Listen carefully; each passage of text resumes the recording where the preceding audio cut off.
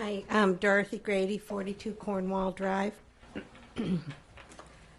Tomorrow, I'll be voting on the town budget again. I recently said that I always vote yes on the town budget, and somebody stopped and asked me why I would ever say something like that. Didn't I sometimes find things that I disagreed with or just didn't want to pay more in taxes? Yes. Sometimes there were increases or cuts that I disagreed with, and no one wants to pay more if they don't need to. But I know that the town and school staff begin developing the budget in December.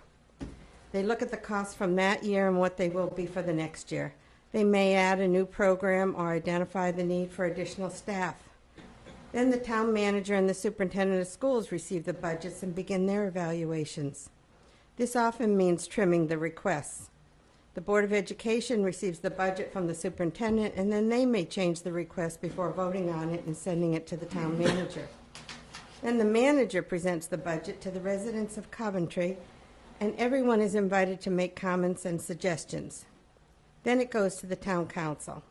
This year, the council made several adjustments, including a cut of $150,000 from the school budget. The council then offers their budget to the town meeting, and the public may comment or offer cuts. Finally, the budget goes to the voting booths, and we need to financially support each and every program and the services.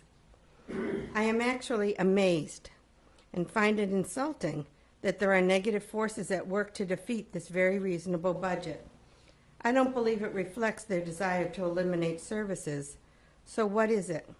Does anyone really believe that the cost of services can remain the same? Maybe. If so, do they know that each time the budget goes out for a vote, it costs several $1,000s? I encourage everyone to respect our staff and our volunteers who have worked so hard for all of us. Please go out and support the budget. Thank you. Tom Pope, 683 Brigham Tavern Road. I'd like to thank each of you for serving on the town council, particularly Wayne Post, who's not here but is being replaced. We are in a very fortunate position to have someone as qualified and experienced as Matt O'Brien to fill that seat. Matt has demonstrated over the years a commitment to Coventry. He has previously served on the town council for 3 terms and the Board of Education. This lessens any learning curve as he takes a seat here on the council. I can think of no one in Coventry any more qualified or experienced than Matt to accept that position. I wasn't even going to mention the budget, but after the last speaker, I would almost be remiss if I didn't. I heard the speaker say they vote for every budget, and I think back to when we had 5 votes on one budget. I think back to the time that the insurance expense had dropped well over $100,000. And if the budget hadn't been rejected, we would have over budgeted nearly $250,000. So to save $3,000 or $4,000 on the referendum, to give up $250,000 of hard-earned taxpayers' dollars, sounds like the tax and spend that comes out of Hartford, and we don't need it to trickle down here to Coventry. And whether you vote yes or you vote no tomorrow, everybody is entitled to their opinion. Last time it was a relatively close vote. The noes were about 50 votes higher than the yeses. I didn't find that insulting.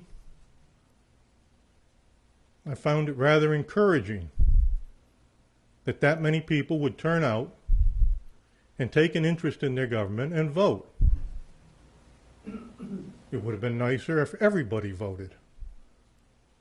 But we all know that it's not going to run that way.